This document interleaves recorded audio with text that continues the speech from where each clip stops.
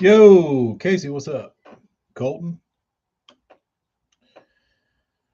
Rich, how goes it? I'm on YouTube if anybody doesn't like being on Instagram. It seems to be working. No lag. Uh, I need to start putting my YouTube titles on my Instagram videos. Uh, Vincini, how are you?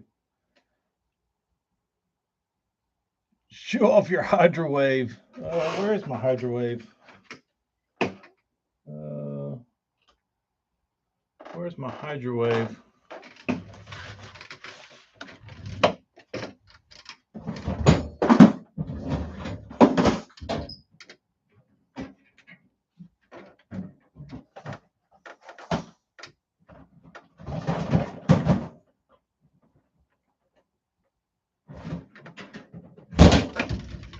There you go, Rich.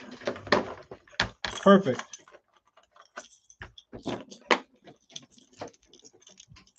These are perfect size. Tell me that didn't sound like a damn Hydrowave. You put this on a prop and spin it.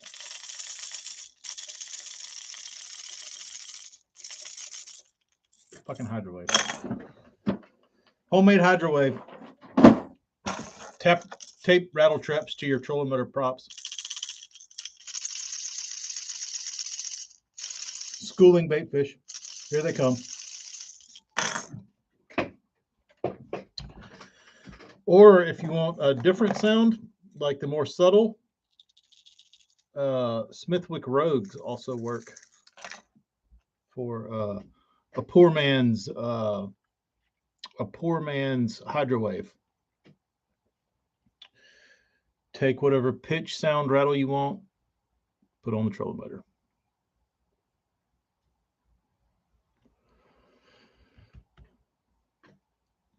Dustin, that is a pretty good idea. Dustin said he thinks the Hydrowave is just a masking agent for boat and trolling motor noise. I would agree with that. I don't, but listen to people talk and tell their stories about, 'cause I had a buddy down here that said he used one and,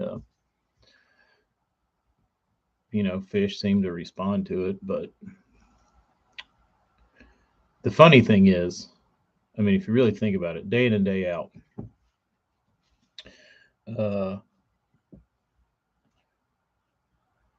everybody that wins a bass tournament right now is not using a Hydrowave. Like, what percentage of people winning, which is all that matters, like it may turn a like shitty day into a mediocre day.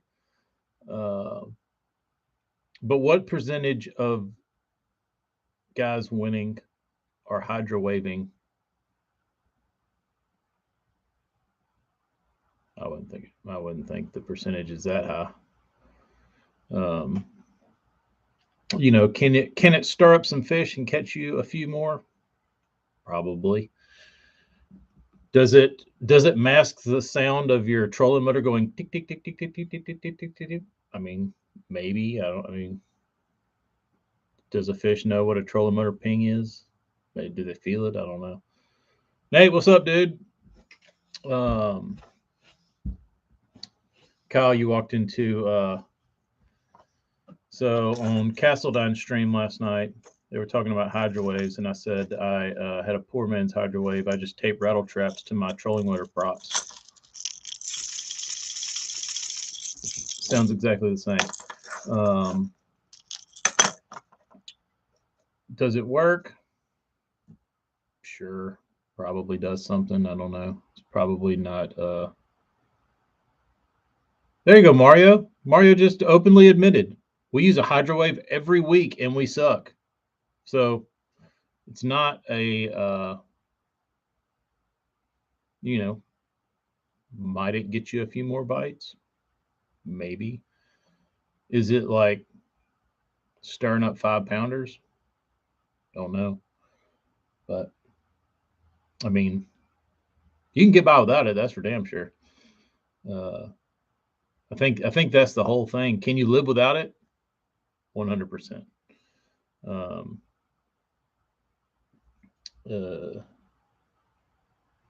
Like I figure it's better for open water fish. Like if I'm fishing shallow water, I don't want to like come rolling up with or it sounds like a damn Mardi Gras parade strolling down the bank. Um, so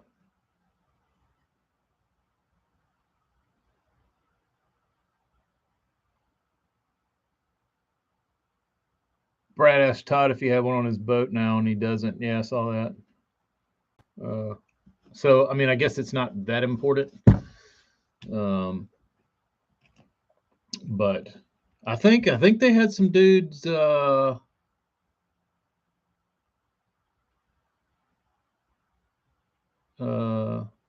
on.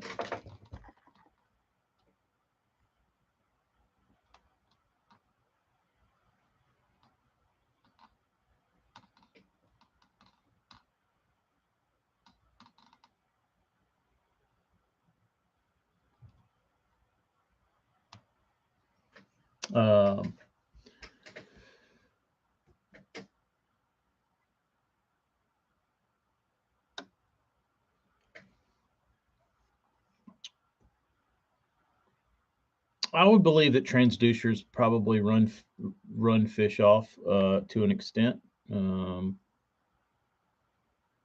I've never really. I don't. I mean, I guess you don't have any gauge. Like, how do you test that? Kyle, I am kidding. I don't have rattle traps strapped to my trolling motor prop. But if I did, it would probably sound like a Hydrowave. He's waiting for that special KVD sound. I mean, what has a Hydrowave really done for KVD lately?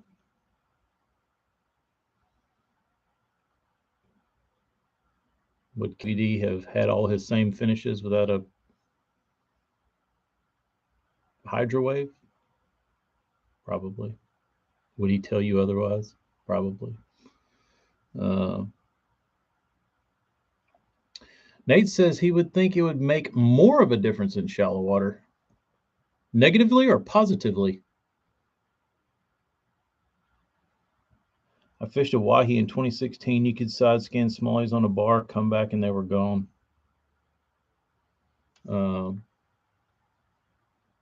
Kyle, I think the whole idea is that it's just supposed to sound like a school of fleeing bait fish, and the fish are attracted to the noise. But I think honestly, Tyler,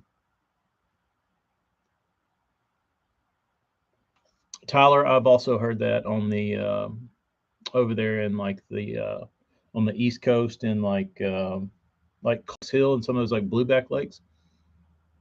They say you can like pull up to a pile, and as soon as you put that damn scope on them, they go bing, and just swim off.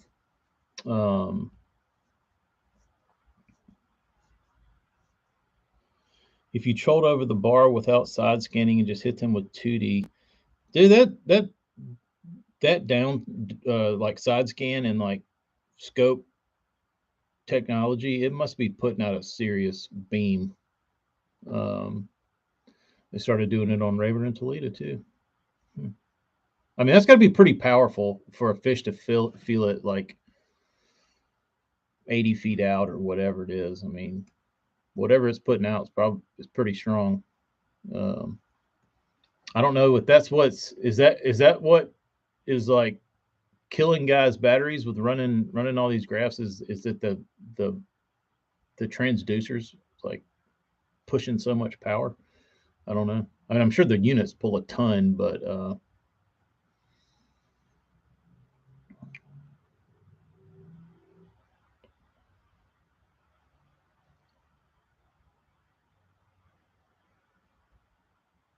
like I don't ever fish with a graph, so I don't know like if it makes a difference or not.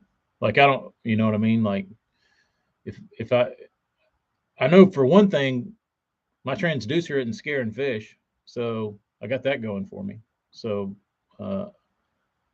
if you go out there and you don't catch shit with no transducer, then you just suck.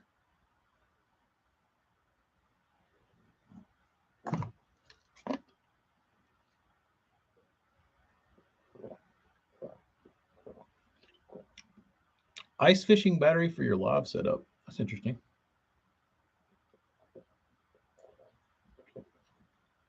This was not chocolate milk, by the way. It was coffee. I didn't have a cup.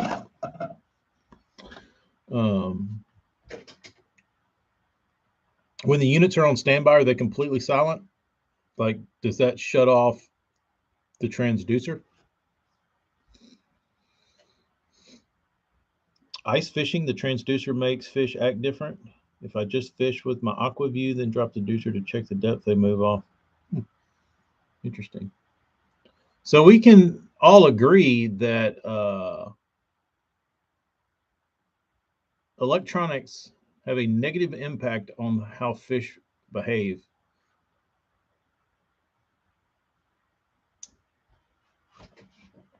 Um,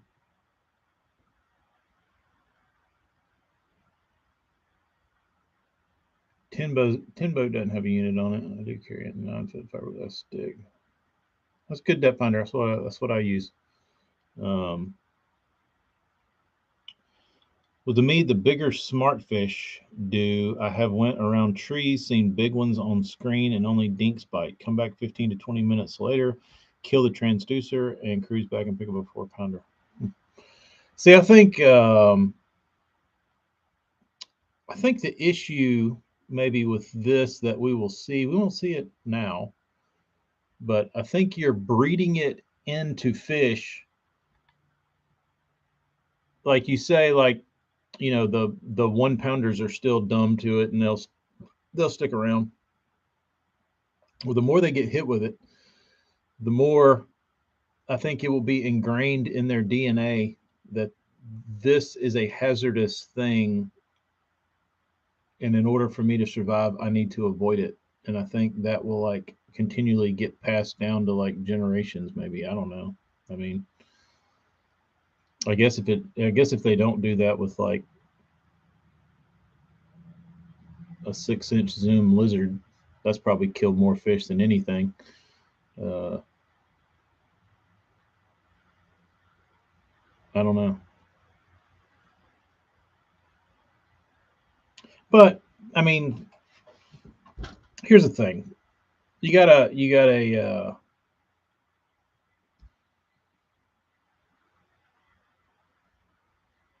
fishing and pitching. No, they're the same. They're exactly the same. Uh, they changed the only thing really different on the second version was the line tie was a little lower, but these are all. This one I painted. These are all 100% accurate. Are they worth buying? I mean, people love them. Um, if you're, if you're not happy with whatever topwater you're throwing, probably worth trying. Uh, I like a super spook. Some people say that a vixen will outfish a super spook. I don't see how or why, but they sound the same to me. I think a vixen's a little quieter than a super spook, so maybe maybe the appeal of the bait not being so loud. Uh, like I said, if you don't have a bait that you're really like in love with, maybe the super spook can be a little loud sometimes. So you want something a little quieter. Vixen might fit into the game. Uh, right. So um, one thing's for certain, it'll catch them. That's for damn sure. You're not going to get a vixen and like throw it and be like, oh, they don't like this bait. No, they like it. They like it. Like it catches them. Hey, good afternoon. Magno Bates, what's up in Brazil? Bert, hi. Um, so, yeah, I mean, it's probably worth having, sure. I would say having a Vixen, at least one Vixen in your box, probably not the worst mistake you've ever had or done. So, uh, I would say yes. I would rather have Kyle. Yeah, he's in Brazil. Um,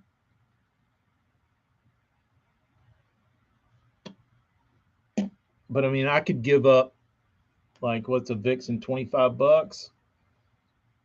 I mean, I'd give up, you know, I'd probably give up 5 KVD 1.5s to have one Vixen.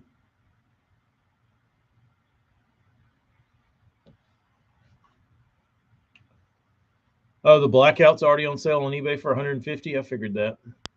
I figured that. Rich rather have a Vixen than a Hydrowave.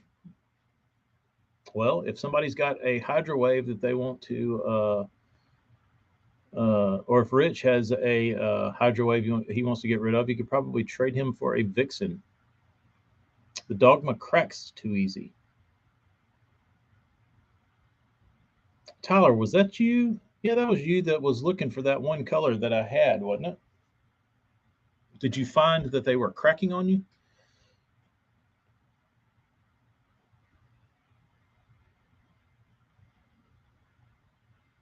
Yeah.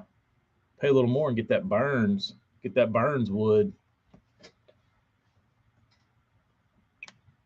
The Dogmas crack. Like I said, I don't have enough time behind a. Where do they crack in the tail? I know Casey likes to take the Dogma, but uh, I've never thrown one of those either. The only like Vixen esque bait I ever threw, um,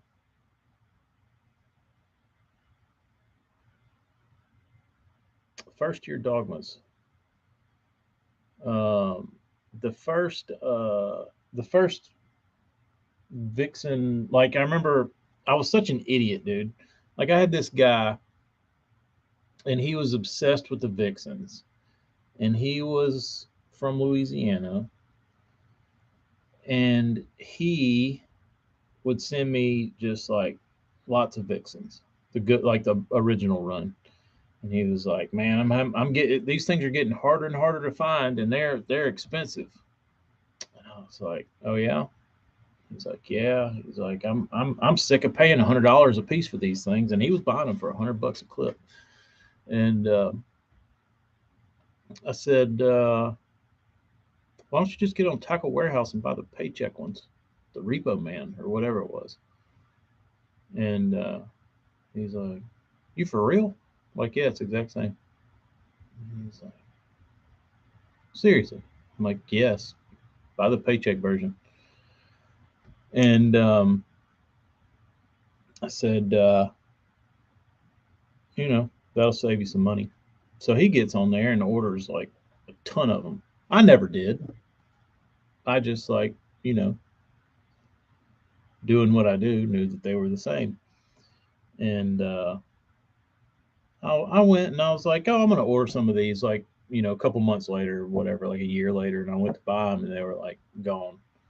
And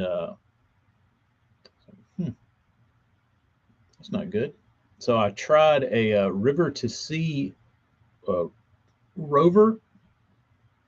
I think it's a total piece of shit. Those things are awful.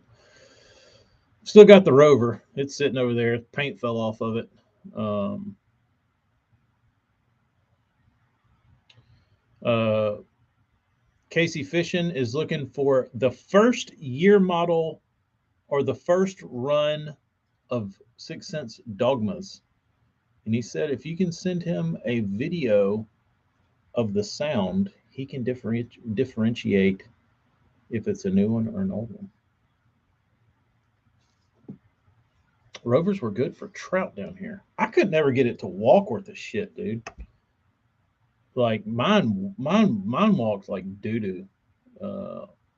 So after that, I made. But then the moral of the story was the guy bought a bunch of these paycheck baits and I didn't.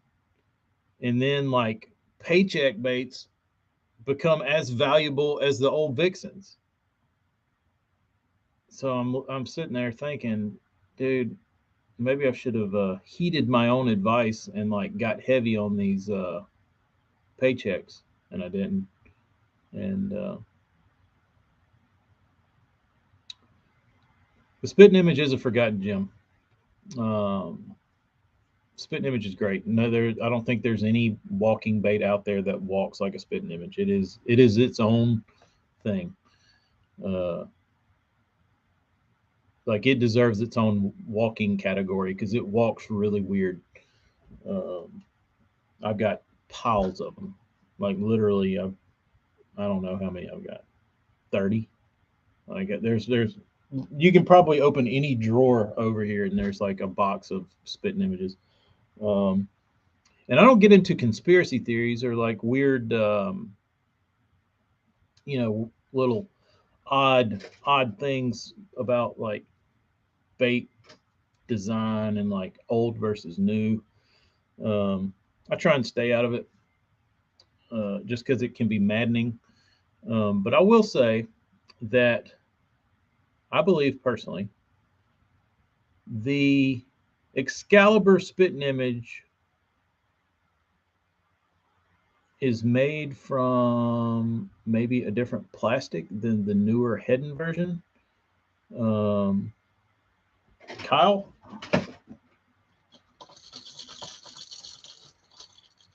this is the first one I ever got when I was about 12. Um, but I think these Excalibur spitting images sound different than the. I don't know that it's sound. I won't say sound because I don't really care about the sound how it sounds. Um, they feel different, and it feels like more robust, and the plastic feels like tougher, and it feels almost heavier. Builder dude, what's up? It just it feels stronger. The plastic feels tougher. It to me feels heavier. But if you put them on a gram scale, like they weigh the same. But like this feels quality. The Heddens feel cheap to me. Like whatever they changed in the plastic doesn't feel the same. And I don't know what it is or what they changed or what, but this is this is like a better feeling bait. And to me, these these walk better. I don't know if it's like in my head, but I just don't like the new ones. There's something about them that doesn't feel right. I don't know if it's in my head or what, but I don't. I mean, I don't really care that they're new. I just noticed a difference when I was I bought some like a big lot of them, and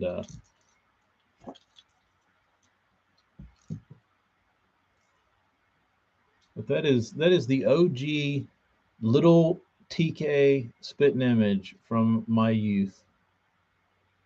And one thing, I don't throw this anymore, but I would take this stupid feathered treble off because this was the worst idea. I think this is a terrible idea. Um,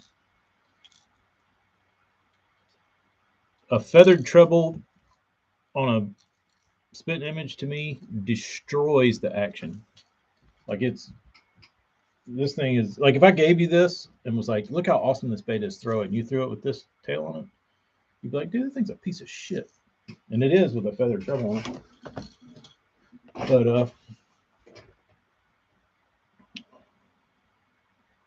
Oh yeah, this one's got them on it.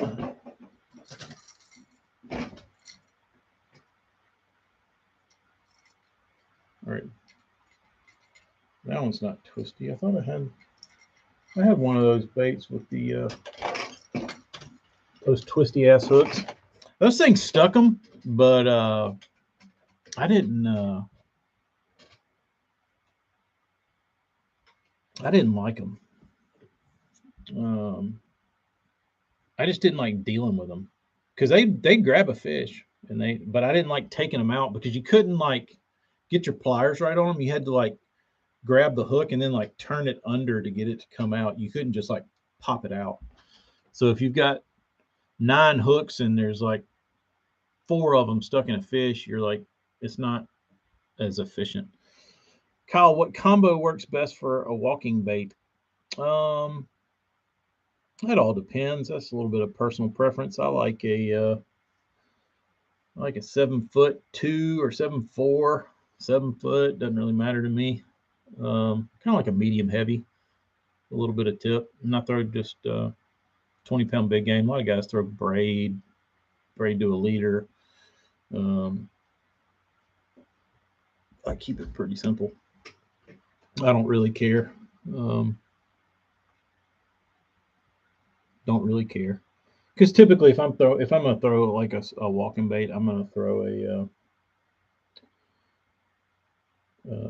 super spook and it's gonna be on 20. Like I'll throw that on a flipping stick. I don't care. It's got big ass hooks on it. Uh, then you're dragging them to the boat, so it doesn't really matter. Um, but like smaller stuff, I think you need a little maybe a little tip for stuff. Um, like well, a spitting image, you can get away with like a 703, 7 foot, 3 power. 4 power might be a little too much, but it might be decent. Um, Kyle high, you could do 7, 1, whatever. Um, what rod that has my walker tied on?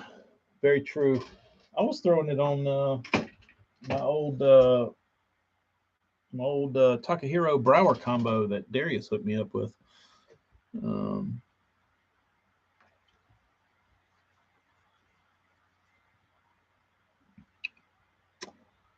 Feathers are just for the poppers. I would agree.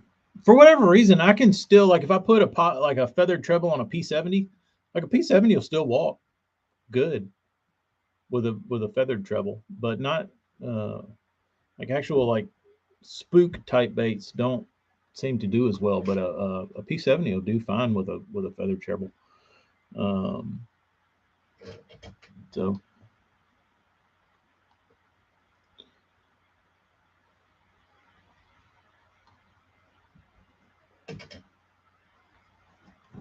I don't have it. I wonder if I don't know. I sold them all. I used to do. I used to paint a bunch of spitting images. I think that's maybe that's why I got so many. Uh, but I will say there is a certainly a different rod setup.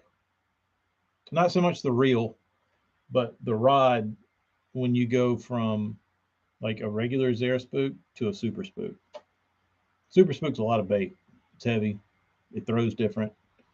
Uh, like I don't know that I would want to throw a regular size spook. Uh, or I wouldn't want to throw a super spook on like a regular setup for like a conventional like 4-inch walking bait. Uh,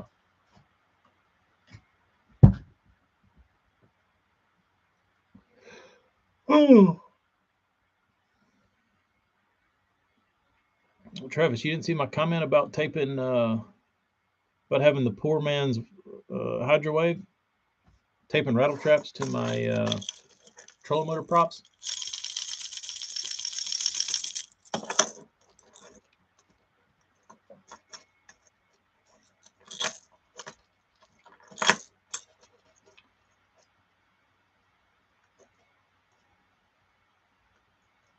Travis, too late.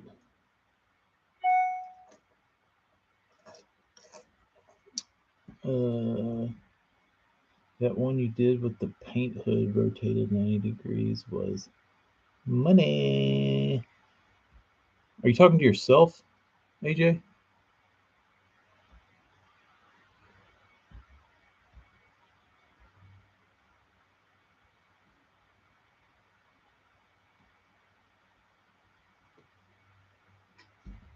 Yeah, I think the biggest the this is like a really strange thing that I've taught myself to do when topwater fishing, because you would always read like in magazines about like uh, guys like they'd always talk about people having trouble like taking the bait away from fish, and I don't really think that that's true. Like I think if a fish gets it, it gets it. Like I don't think that we're so fast that we like take it away from a fish, because by the time the fish is like making a splash on a topwater, it's already done its thing. Like unless you're like pre-hook setting, like anticipating the bite, I don't know that that happens, because I know with frog fishing, like you just jack them. You know what I mean? Like they bite and you hit them. Uh, but growing up, I always heard that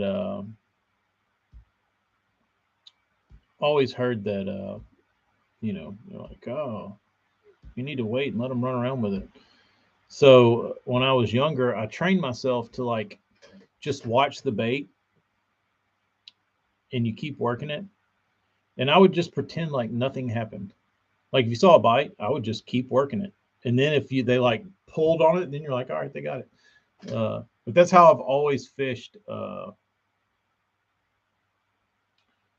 That's how I've always fished at topwater. It's just like if I'm working a spook, I'll just sit there and work it, and you get a bite, and I'm still like probably twitching it. But I mean, if a fish has got it, they've got it. Like you're not faster than them. That's for damn sure. Um, so, uh, Kyle, you don't have to wait on a frog. They once once you react to whatever they've done, they've either got it or they don't. And but the interesting thing about frog fishing is like at Gunnersville, uh, I've noticed in practice you can I've let fish run around in a mat with a frog uh, forever, dude. Like they'll run around with it for like 20 seconds, just swimming around in the mat. And when you get a bite and you like give it a second set to look, you're like, oh, I missed him. Oh, they probably had the legs, they probably had part of the head, they probably had something, not the hooks. Um, Travis, that's the thing is like you kind of get the feel of you know a fish is guided or not. Um, so, but I used to do that like because that's how like my age and older, and I guess younger than me a little bit maybe. Um, we were all taught, you throw your bait out there and you let it hit the water, and you let all the ripples disappear, and then you twitch it a little bit, and you wait, let the ripples disappear, you twitch it. I figured out that was bullshit way, way, way early on in the career. Um, my first move is I throw a bait out there, and as soon as it hits the water, I like twitch it twice to make it look like, because I think when a bait hits the water, because people talk about splashes and like stealthy like stealthy casts and approaches and pitches and flips and all that kind of shit. Um, and you know, growing up, I was thinking, a bait hits the water sometimes, and then you get a bite without ever moving it, and that kind of told me that the fish sees it. Like when it hits the water, they're like, "Ooh, what's that?" And So as a kid, I was like, I think the splash matters. So I wanted like I wanted like bomb casts. I would hit the water and like make a bunch of racket, and then I would like work the bait real fast to make it look like the splash was something hitting a bait and it was getting away, and then fish sees it and is automatically like, oh, that's competition. Let me get in on that. So yeah, I actually became the opposite of what I learned. So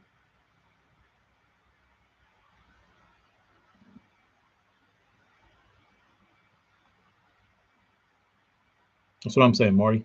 You see a little splishy splash, you just set the hook. Who cares?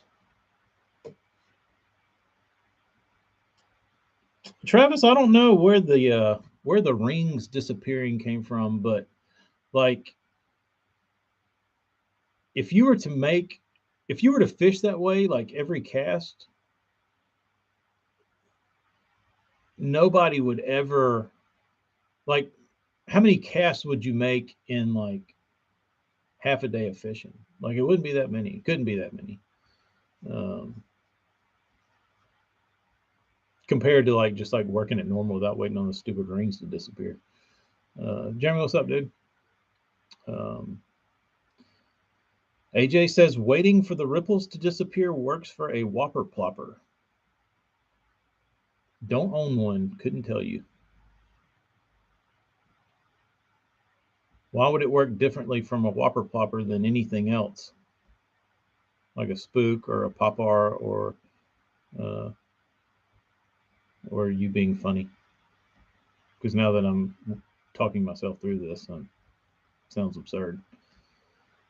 Speaking of absurdity, we had a guy that lived down the street from us at the river house. Um, he fished a buzzbait underwater and used to slay on it in the fall.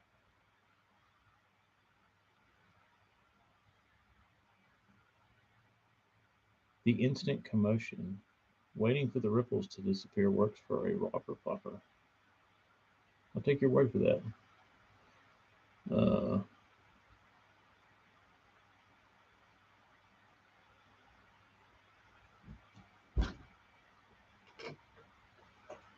Kyle, don't send me that shit. I don't want a damn plopper. Uh,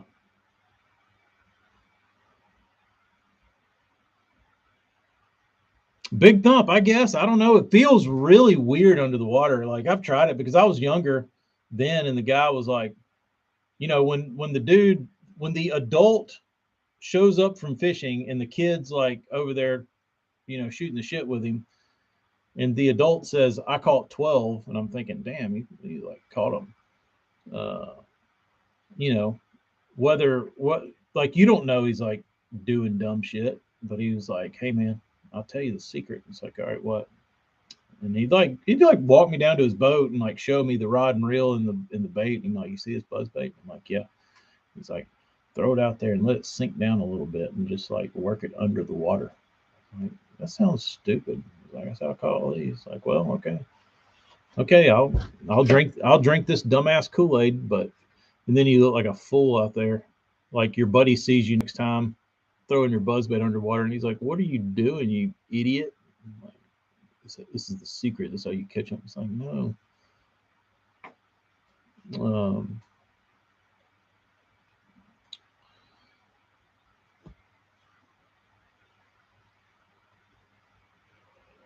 oh,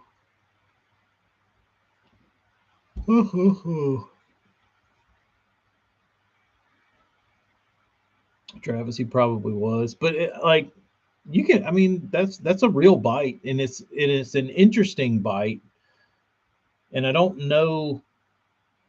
I think the same fish that eats a buzzbait under the water is kind of the same fish that would eat like a quarter-ounce swim jig because it's like in that weird part of the water column where it's not like right under the surface. It's just like 6-8 inches down, and like it's just kind of hovering there because you can't reel them fast to keep it under. It's a slow, like pulsating weird thing. And if you've never thrown a buzzbait underwater, I'm not recommending you do it to like go catch fish, but try it just to feel it. It's really interesting. Dickie D has a interesting piece of knowledge for us. He says the Junior World Championship that was in Pittsburgh the year the FLW went there was won on a buzzbait fished underwater. AJ,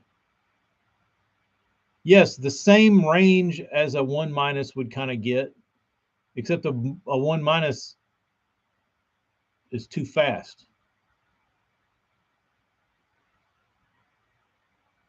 I don't think you can slow down a 1- enough to keep it in that range and it like do the same thing. I think it'd want to come up on you.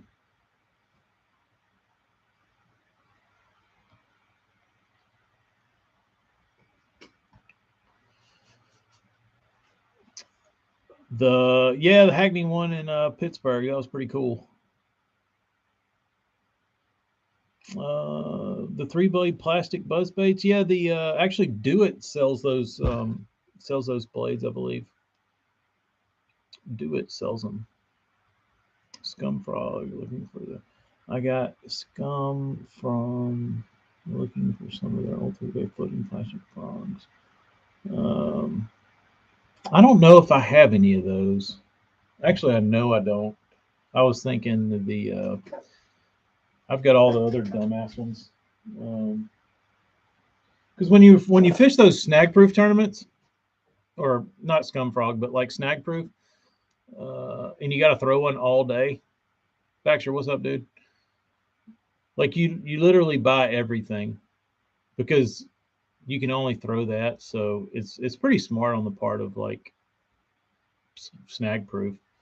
Because we had the little running frogs. We made buzzing frogs before those got outlawed. Then you could buy the buzzing frog, and then you had all of them. I always liked Bobby's Perfect the best, but like then the Ish frog came out. It was real good. It wasn't as good in the grass, but Tyler, that's a great comparison. The underwater buzzbait is just the Southern Power spy bait. Very similar. My uncle tricked me to thinking payday candy bars gave you nickels inside the wrapper for about 5 years. LPO had a plastic buzz blade on sale. Not sure if they still have them. I got to go right sale phone the other day. Yeah, there's actually a. If you're looking for those blades, like if they're nowhere to be found, like online anymore, if they got discontinued, I think Do It made them, honestly. So look up Do It buzzbait blades, and they made a plastic blade.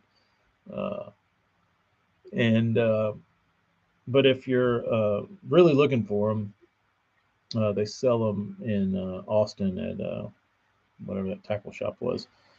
That's in Austin. Bomber, Mark Davis, Flat A, Mark Davis, Fat Free Shad, Spit Image Jr., Baby One -, Pre-Wrap Chug Bug, Lucky Craft, Slender Pointer 97. Damn, that was a good score.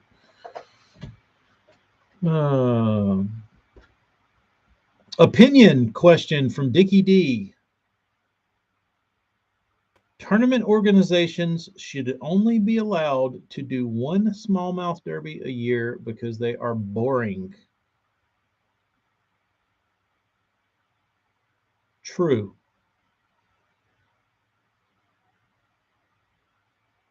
100% true. Or I say, I know this might be unpopular, but I say no smallmouth tournaments. Go to like double, like a Champlain where there's like a good smallmouth population, a good largemouth population, or any of those like lakes where there's both. I think that's more interesting than like strictly smallmouth.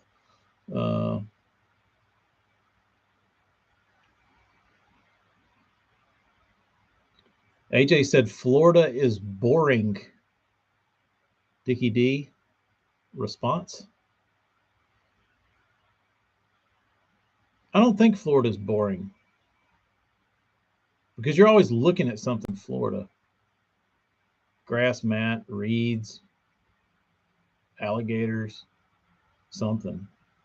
You're watching a smallmouth derby. You're just watching a head float around over a blue backdrop with some waves. Like I like seeing something. Like the scenery makes up half of it.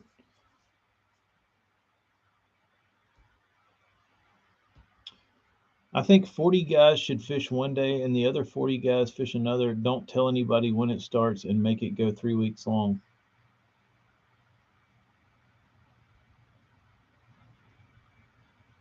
I don't understand the concept, Travis.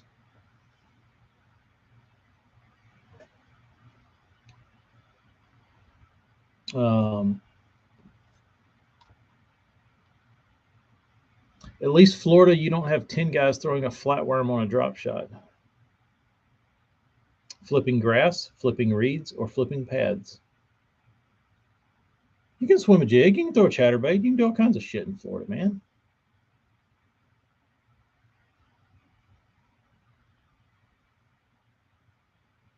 It's a stretch, AJ.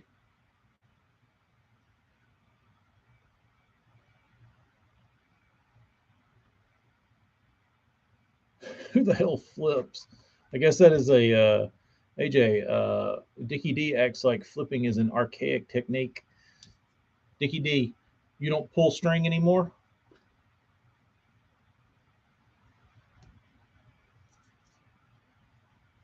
Are you too young for that? Dickie said he's never won a tournament in Florida flipping.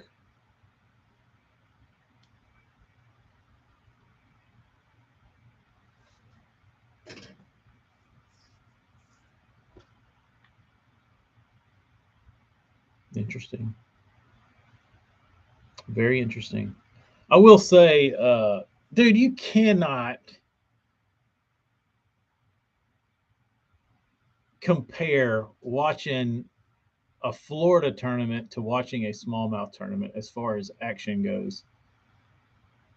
Like, what was it? The St. John's where Hackney was pitching around those cypress trees, and he just like pitch on the edge of those cypress trees and like jack a six. Like that is way cooler than doing this and catching a 6 pound smallmouth. That just like that's like bottom fishing saltwater.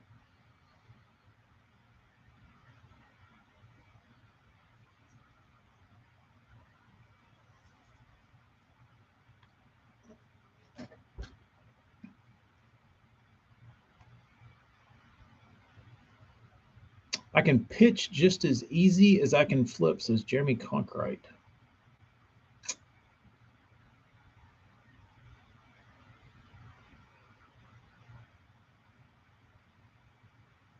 I think ease, sure, but I don't think that's the point of flipping. Point of flipping is efficiency. Dip, dip, dip, dip, dip.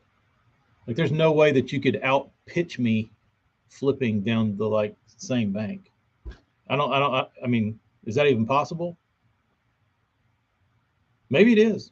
I mean, I've never, but I feel like if you were like with somebody that was like really efficient at flipping, they would probably get in more flips than pitches.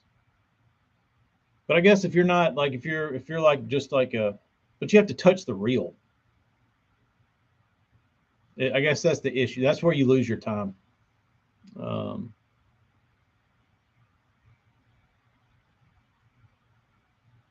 where a guy who's flipping isn't ever engaging the reel. But if you're flipping, you're gonna have to wind up your slack, pitch it, wind it up, pitch it. I don't know. I'd like to see that comparison. Somebody that considers herself an expert pitcher and somebody that's an expert flipper. Put them on the back of the boat, send them down the same bank, and like secretly time them and see who makes the most casts.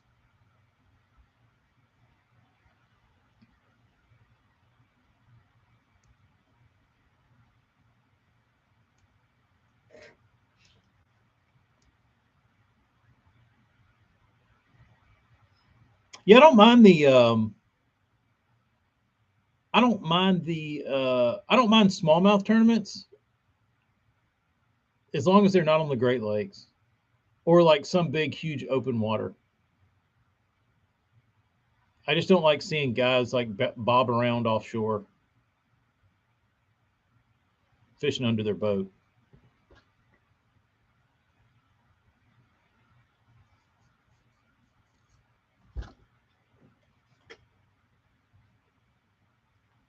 Uh,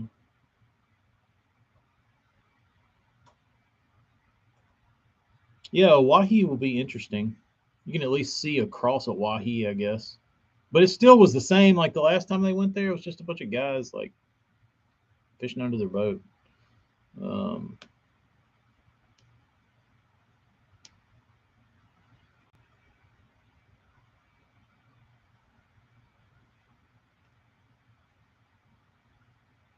Dickie D, if I put like a young Denny Brower flipping on the front of your boat, you think you would be more efficient than him pitching than him flipping? I say no. If I'm in that boat, I'm gonna say, Dickie D, sit your ass down and eat your fucking sandwich. You ain't no Brower. Put that little pitching pole down.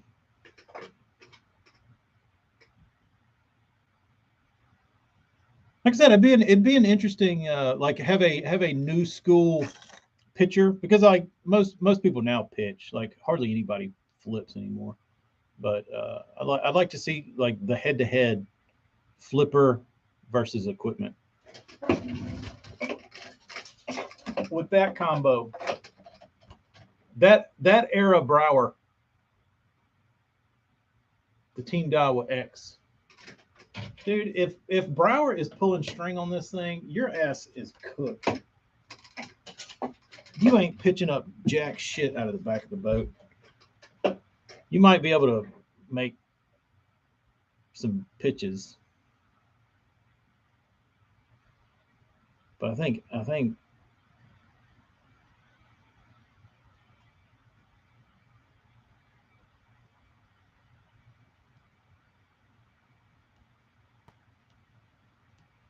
but he loses. That's interesting. But that wouldn't be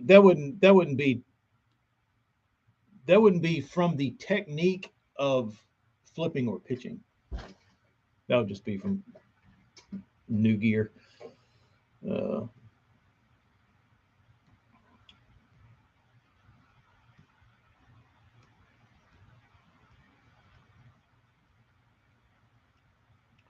Travis, are you talking about Mark Davis and Casey Ashley at Oahe? I don't ever remember seeing them fishing, period.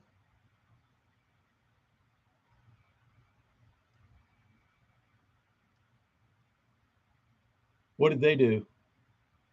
The only person I remember seeing is like Mark Daniels and Justin Lucas and like somebody else. Like I don't ever remember hearing Mark Davis's name or Casey Ashley. Were they cranking? Dickie D, do you flip a jig any? Or excuse me, do you pitch a jig any down there? Like a heavy one? Is that still a thing?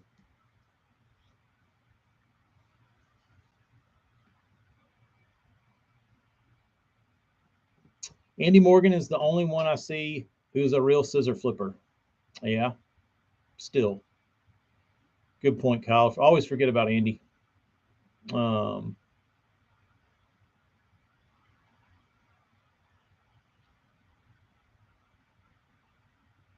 that's somebody you could. Only videos I've seen from up there is the Milliken videos. It's still a thing. Too slow. Yeah, I can see that. See, that's what. Anytime I've ever flipped a jig in like heavy shit, it took. Maybe my jig wasn't heavy enough, but it was like too much to like get through. Um, you know what I mean? Like you had to like jiggle it and finally get your jig to go through. Uh, Andy Morgan was so good before he went to the retired league. Yeah, I know, it's really a shame. And I know I saw that Facebook post he made this week or last week where he was bitching about.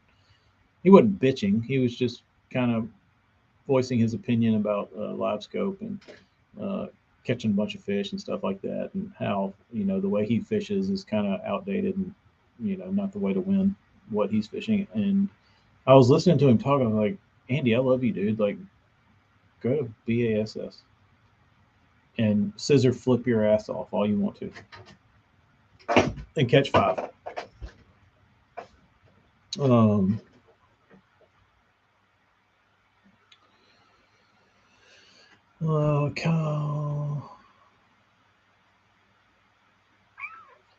Kyle, I can't put my finger on who that would be. Um, Daniel wants to ban the word Milliken. Sure.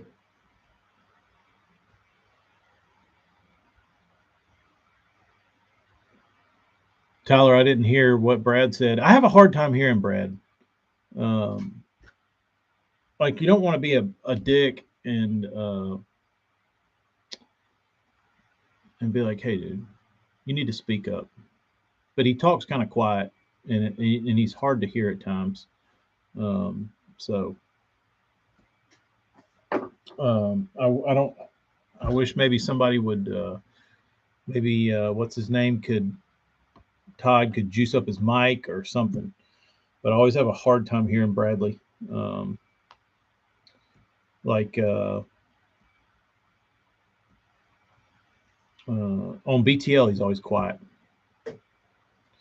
Stearman's back on the gram.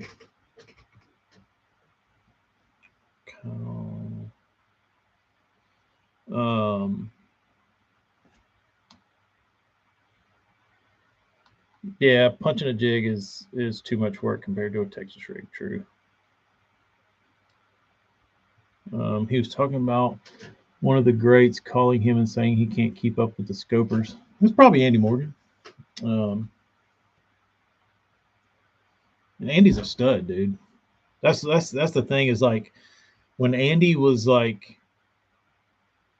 Andy's probably like one of the most like underrated guys out there, because he was like silently dominating and like for years, but he never, he wouldn't have like a big win, but he would have like second to third place like 12 times.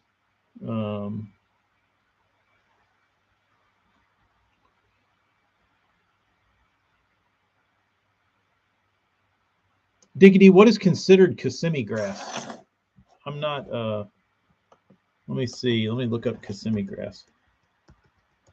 Is that just a different name for another kind of grass, or is it its own kind of grass?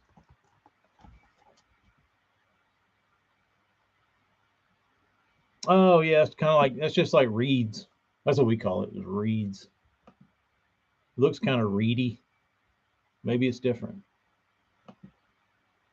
Hay grass. Uh,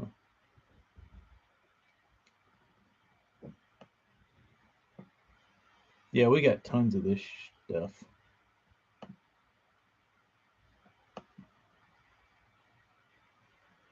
This is maybe a little different. See, I feel like the stuff we have is different than Kissimmee grass, because most of the stuff we have grows in clumps, like the reeds I'm talking about.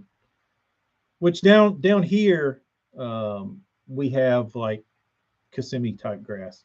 But like up the river, you get like these clumps of reeds, and they just like, they're little pods. They're like stumps. Um, Reagan, not too much important. Just rants and raves, a few tips, the usual. Um,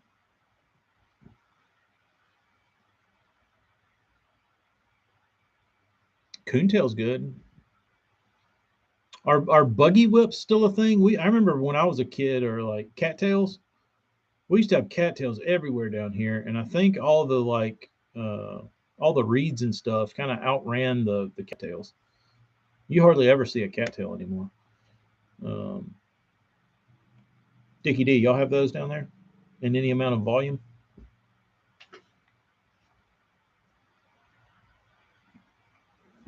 Kyle, y'all still have coontail? I mean cattails?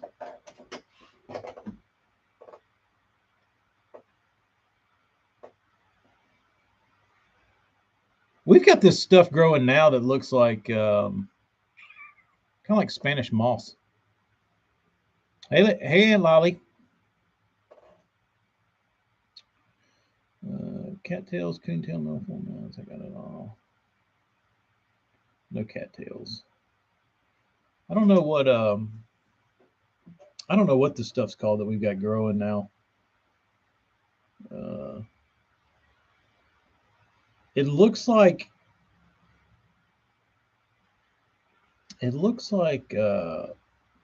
green Spanish moss growing off the bottom. Or it looks like when your grass gets really tall in your yard and you've got like those extra tall weeds that are just like, they look like regular grass, but they're kind of weedy. We got this stuff growing now, and I don't really like it. I don't know if it's called, I don't think it's called star grass. There's a widgeon grass, which kind of looks like it. But I went out there yesterday or 2 days ago, and all like, it might be star grass. Pepper grass, let's see.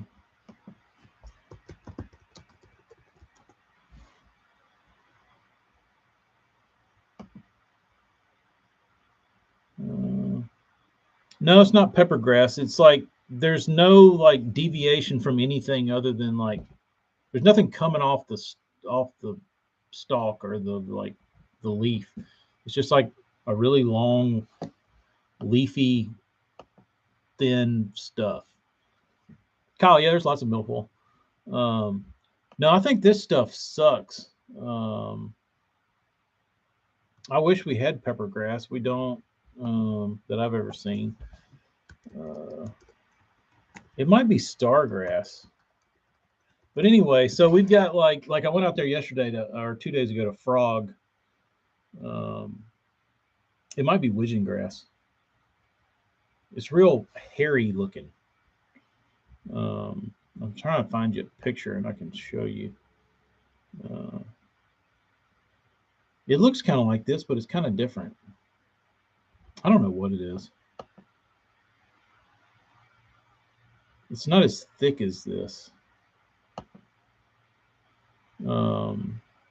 We've got coontail. In the bay I went in, I wanted to frog because when you're looking at it, driving across the causeway, you can see it, and it looked like a really good, like, topped out mat of coontail. Well, all this stuff is growing. Like, you can't, which I probably could have, but it's hard to get to because I didn't know all this other bullshit was growing in front of it. And like, you can't get to the thick part of the mats because there's like 100 yards of whatever this bullshit growing is. But it wasn't there earlier in the year, but now that it's like summertime and hot, like there used to be a grass line and then it was like slick and you could pull right up to the coontail. Well, now from the coontail to like 7,500 yards out is like this other stuff that's grown, and it's just like carpeted the bottom. Why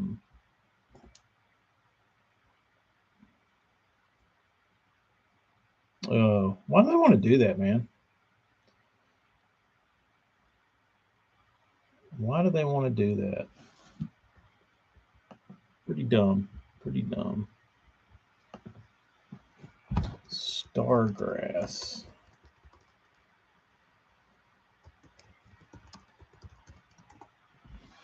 I wish they had, you know, it would be a great app is an aquatic vegetation map to where you could pull up like your lake, and if there was like bunches of different kinds of grass in it, it would like highlight where each different kind of grass was on the lake. Like if you pull up to Rayburn and you pull up a map and it's like, oh, there's hydrilla here, there's milfoil here, there's coontail here, there's lily pads here. Dude, that would be the shit. And like just have people updated on the app. The problem is you couldn't trust anybody's judgment of being able to identify grass, because people would completely send you on a wild goose chase. But it would be cool. That way I could pull up my Delta map and look on it and be like, oh, that's a giant bed of whatever this stuff is.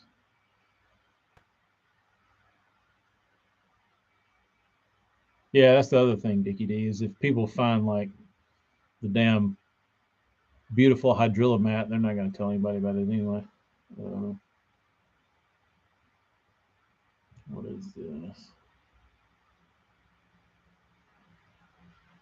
Hydrilla. We used to have hydrilla, and this place used to pump out fish, dude.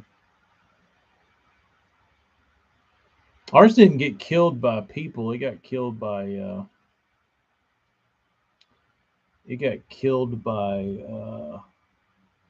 hurricane.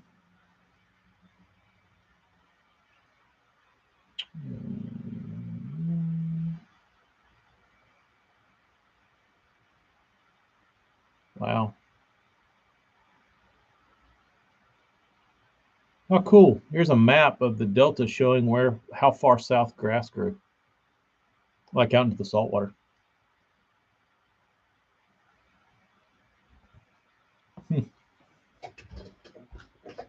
Very interesting.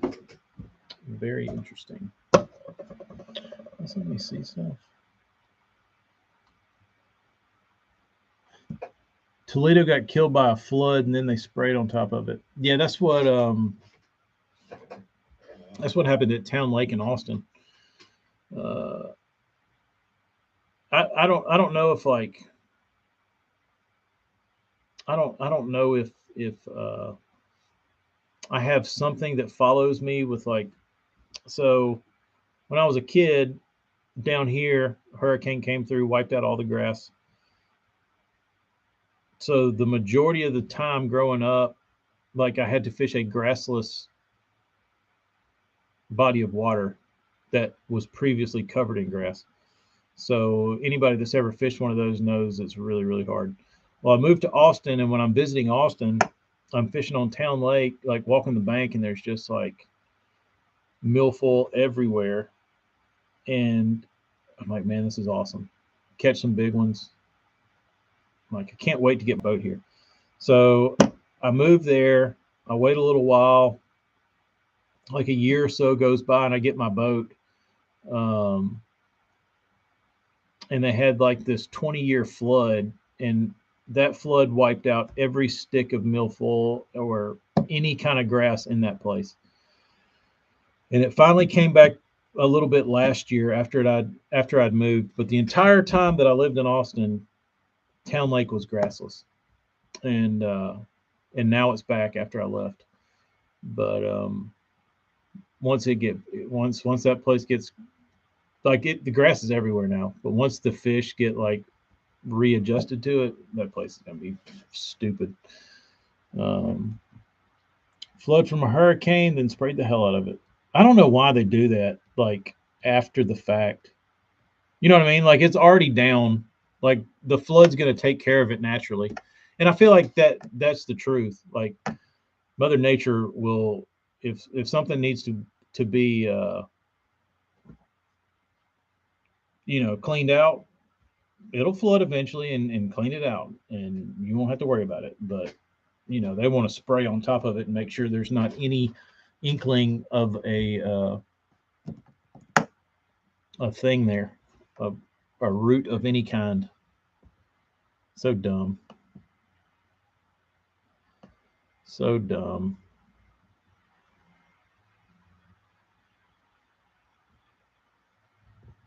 I found a map somewhere. That showed different kinds of grasses that were all in the delta. It's really interesting. Alan Bell, yeah, he filmed some good videos.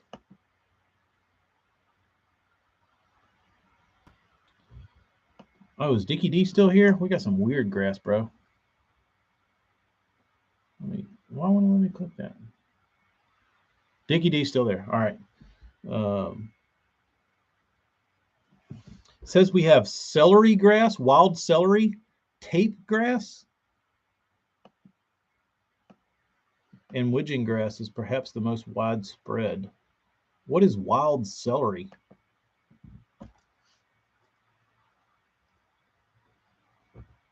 Y'all ever heard of wild celery?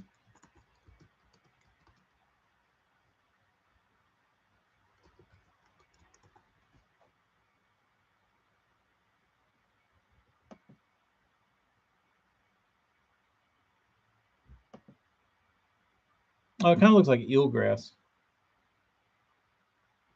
Yeah, this celery stuff looks like eelgrass. Tape grass, same thing. That's the same as ribbon grass.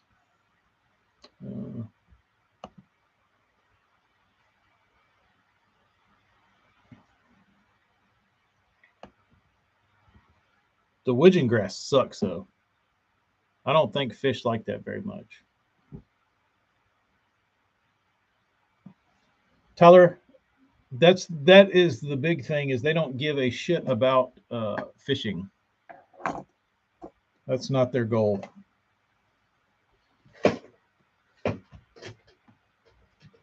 Their paychecks aren't written and their grants aren't given and none of their like loans or whatever they give them, like all the money they receive does not have shit to do with fishing or how many fish you catch, put it that way.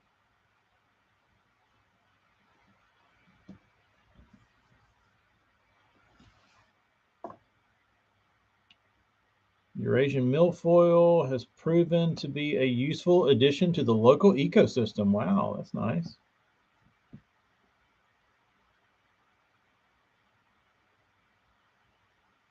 Hmm.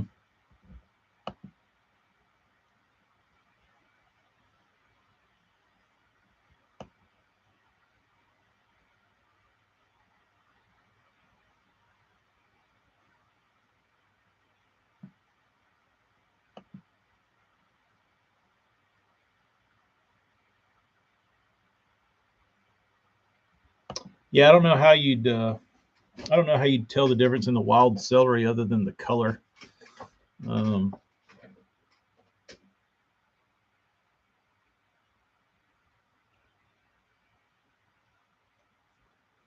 this is a good question. Would you rather fish mats or grass? I would rather fish grass, just like scattered grass. Mat fishing's fun, but it can be a job. It can be tiresome.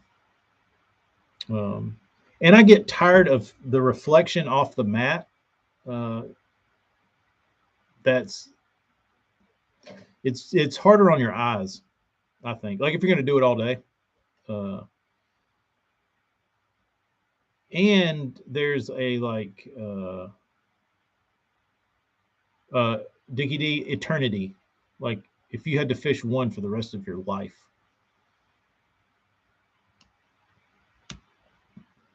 Um,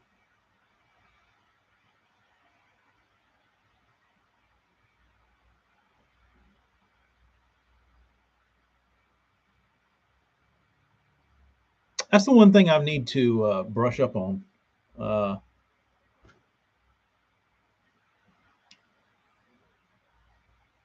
Is lily pad fishing. That's probably my biggest weakness in the if I had to give myself something that I'd like to improve on is dealing with lily pads, because I've never caught them like in any. The only thing I like doing is uh, fishing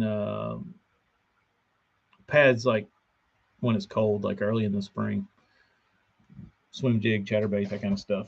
But I've never caught them in any amount of regularity, or like caught a bag out of lily pads like frogging. But I know people catch them out of them. I just can't. I could never find. Like, I feel like if I get around some pads, I might get a bite, but I'm never going to catch like a bag, like in pads around uh, any pads I've ever fished. That's because pads are junk. So you think, Dickie D, that I probably just need to keep going down the path I'm at and like bypassing pads? Because I've done it all along, and like, I've come to some pads throughout my career and I fish them and like don't get any bites. I'm like, screw these things. So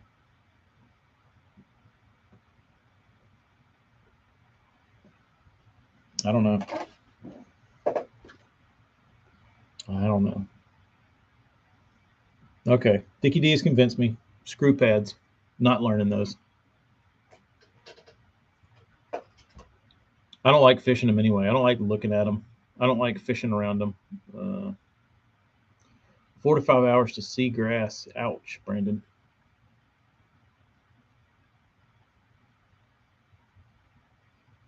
Ooh, Marty, I bet. Thank you, sir. Daniel, you don't like the pads with the braid. Yeah, it's always like pulling your line weird. Like, but part of me thinks that everybody else is like me, and they're like, these pads are annoying, and that makes me want to go. That makes me want to go fishing more, because everybody's probably annoyed with them because they're annoying to fish. And if everybody doesn't want to fish them because they're annoying, that would mean there might be an untapped fish population there. Let's see. Not that I'm literally not going to go find pads, but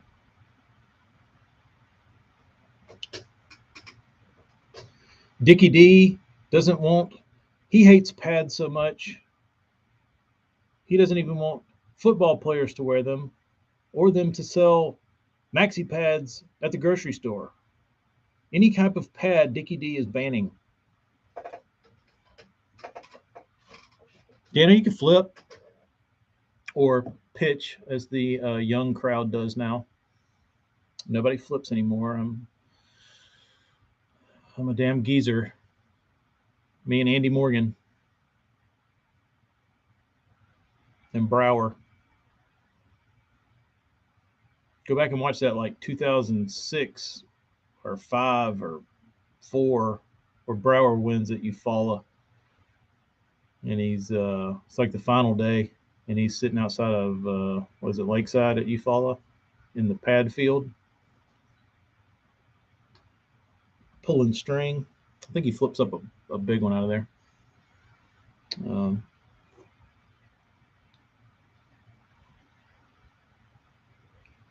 Oh, so Nate, that's forced you into being pretty proficient at golf. I mean, the P word. Marty, I'm with you on the laydowns. I don't like rocks. I don't like cranking rock. Never grew up around rock. I avoid rock.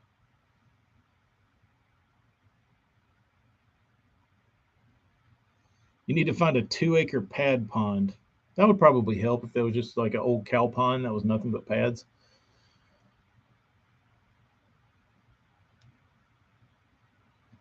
Nobody has ponds anymore, dude. I've talked about this before. Like growing up, like my grandparents, my dad, like everybody had friends with ponds, or they had, a little piece of property next door. They're like, oh yeah, they got a pond over there, go fishing. Like, I don't know anybody with a pond. Maybe it's me. Maybe like my parents and my grandparents were like country people, and they knew like people out in the country that had like ponds. I don't know anybody with a damn pond. The only person I know with a pond's damn Bama bass. Um,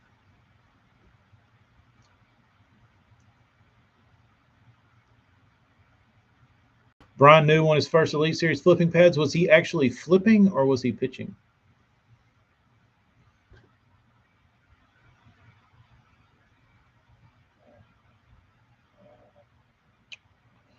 Crawfish like rocks, bass like crawfish. My cranks love rocks and crawfish. There you go. It's easy enough.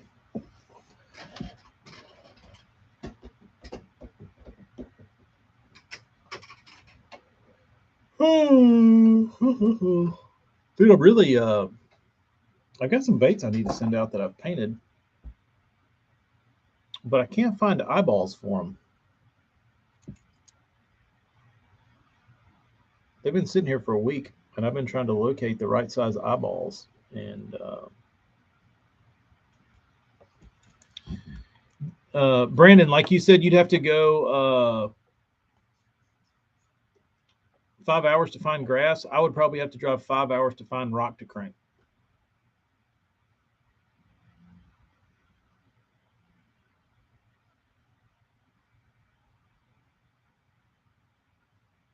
I don't think. Yeah, it's a shine glide. I got that one.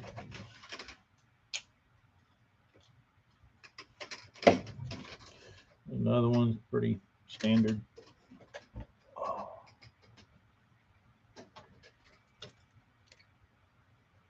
Just like a little simple shad. Golden shiner. Probably somebody that fishes against you, Dickie D.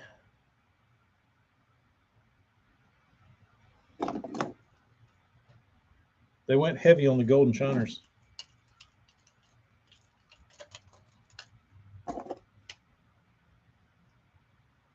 Whole little family.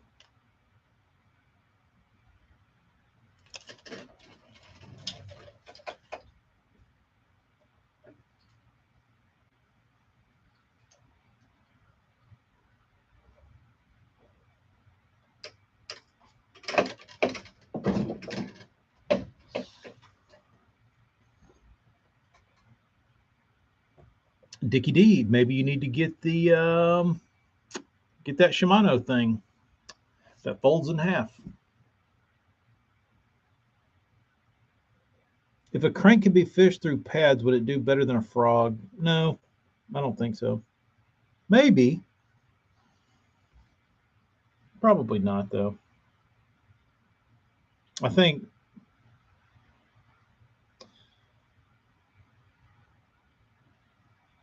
I don't know. Who knows?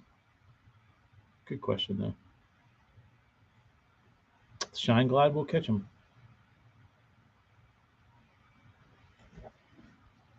We got these are going to Florida.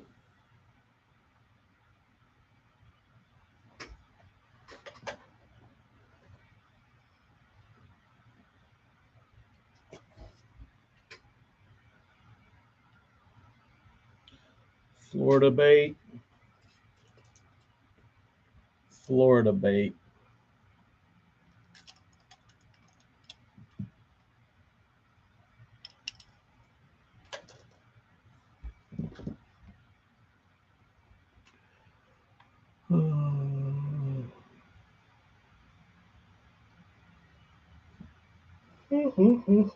I just drank some coffee. Am I supposed to be yawning?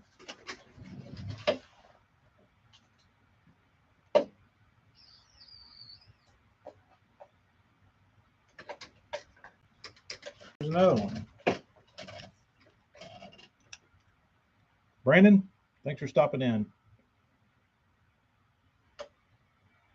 Guys are getting guys are into the golden shiner thing.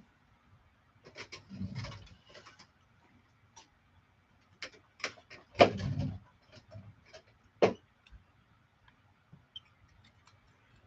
guess he wanted to cover all his options. Golden shiner, a little threadfin shaddy looking thing.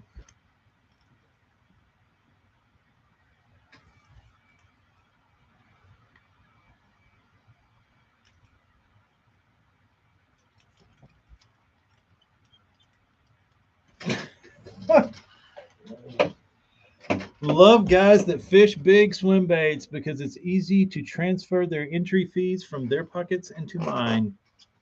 Love guys that throw big swim baits. It is easier to open their wallets and take their money out.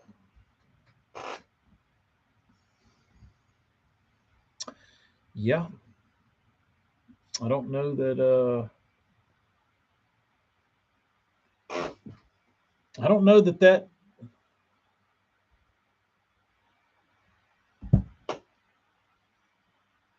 I mean, I don't know anybody like is there like a god of the swim bait world that tournament fishes that just goes out there and like fishes bass tournaments with nothing but swim baits, like locally, not nationally. But I don't know of any like local legends that are just like show up to a tournament and everybody's like, fuck, this dude is gonna destroy us with his swim bait. Does anybody have a local legend that just or not even a legend, but just like a local tournament fisherman that is a total badass and that's all he does?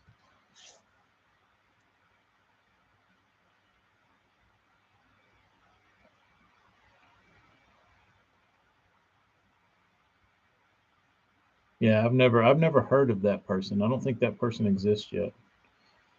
I don't know that the baits exist to do it with yet, or if that person just hasn't come around yet. But I could see somebody making use of the Clash, like being pretty versatile with the DRT. Um, but like you said, they're situational.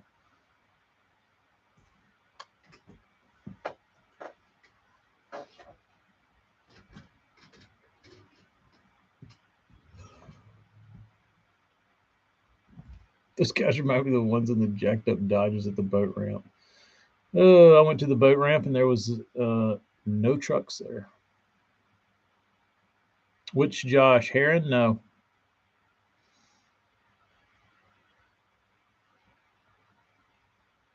Yeah, I'd like to know if there's that up and coming swim baiter that wants to like dominate the tournament world. Like Ben throws one a lot, but he mixes in a bunch of stuff. Um, you know what I mean? Like he's throwing a spoon, he's throwing whatever. Uh, but uh,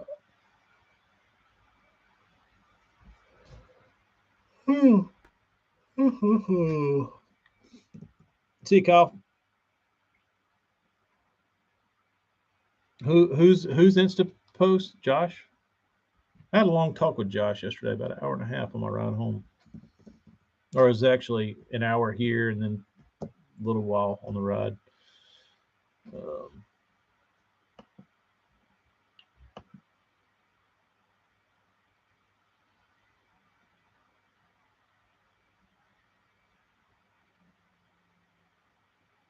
is one Australian?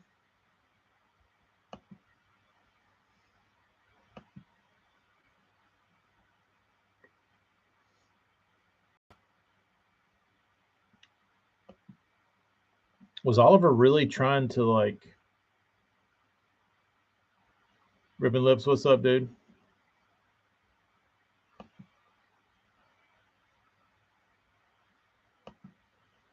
Uh,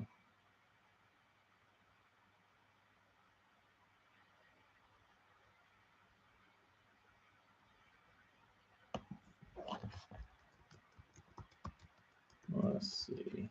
Let's see if I can find anything. Was that ever was just going out there to fish? Oliver went to the Open specifically with a mission to throw big stuff.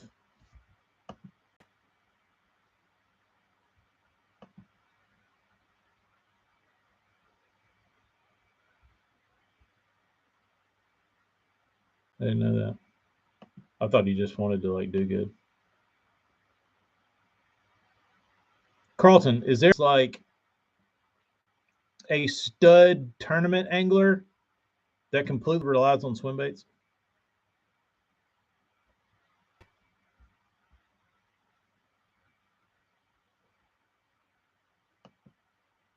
Is Al dangerous?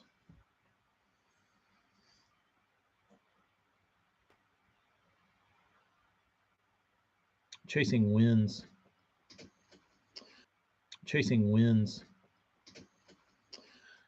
I guess that probably have some guys that could make it work in those type situations, to where you need 5 bites a day and a 9-hour day or whatever. I would think locally there would be somebody doing that. That was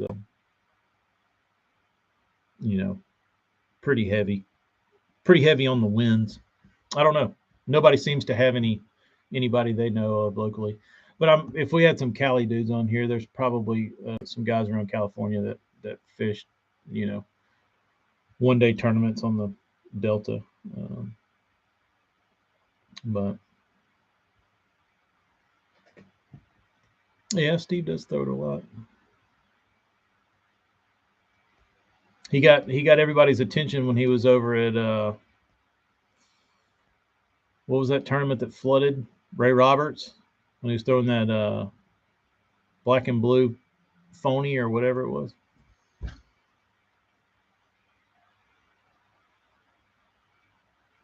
Yeah, what was Skeet throwing?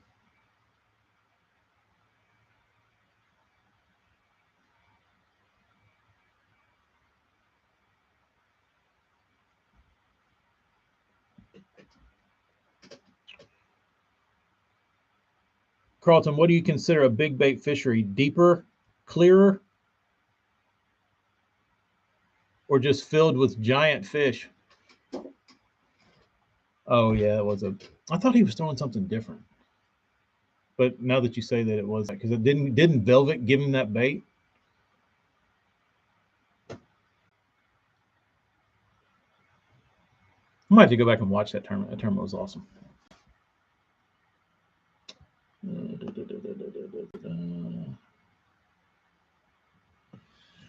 All right. It's almost noon. I waited for it to get as hot as humanly possible so I can go out there and cook my ass and paint some stuff.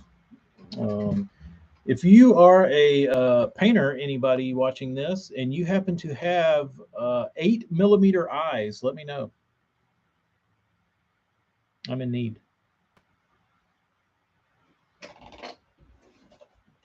Let's see.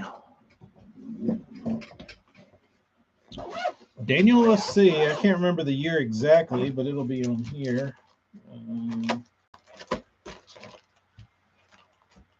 2000, almost gone. Is it March 29th through April 1st of 2007, Clear Lake? Was that the first time they went to Clear Lake?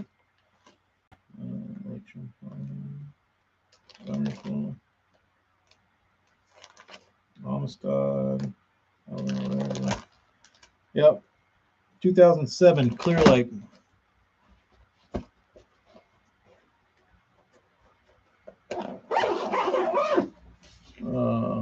I got her.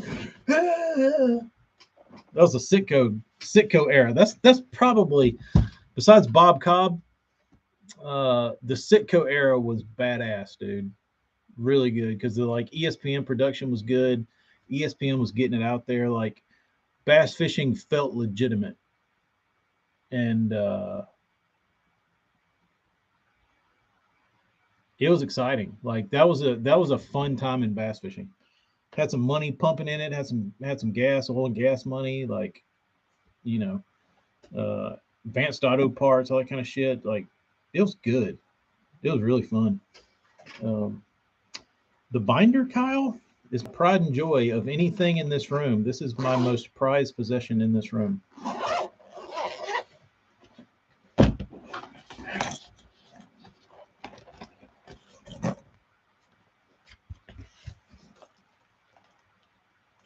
This is my binder of Bassmaster episodes on DVD. 4, 8, 1, 2, 3, 4, 5, 6, 7, 8, 9, 10, 11, 12, 13, 14, 15, 16, 17. What's 17 times 8? Oh, how many eyes I need? Not many. 1, 2, 3, or 2, 4, 6. Probably like a dozen, 12.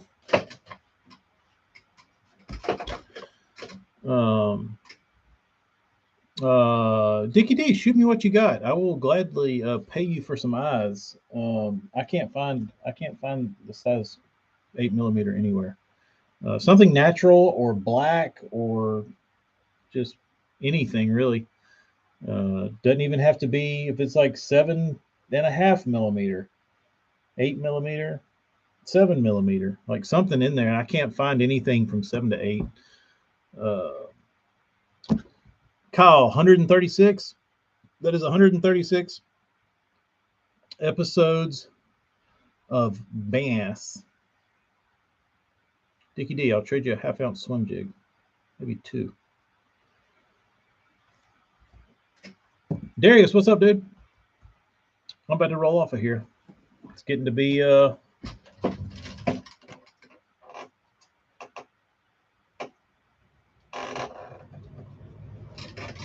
about work time. Good crowds on today. Win to win. My last year I had it. Diggity, see you later, dude. The first one is 1984 Bassmaster Classic at the Arkansas River at Pine Bluff.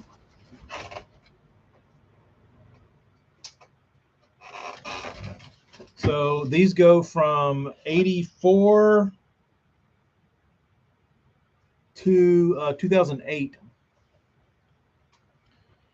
Tyler, are you about to go swim with them in the river or like in a pool?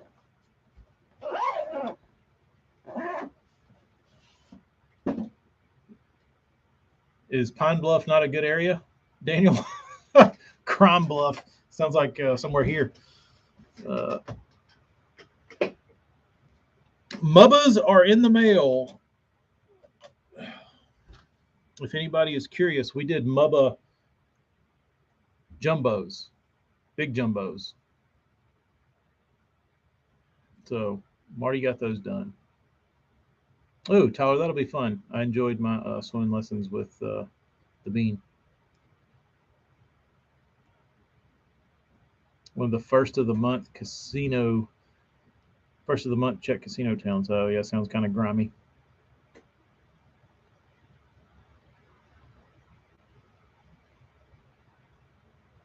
Pine Bluff is not a good area. Well, I will not put him on the Airbnb vacation rentals hot list. Tall guy fishing. How goes it? All right. Back to work. Back to work. 3 inches long, 1 inch tall. It's a pretty good sized plug. Daniel, good talking to you, man. Darius, good talking to you. Burns, Nate, Jeremy, Kyles, Rich. We'll catch y'all on the next one. Carlton, if you're still there, we'll see y'all later, dude. Adios.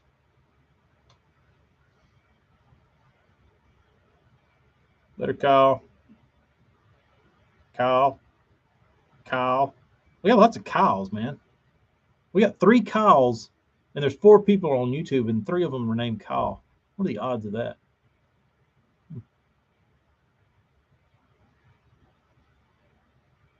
Kyle Talk Live. See ya.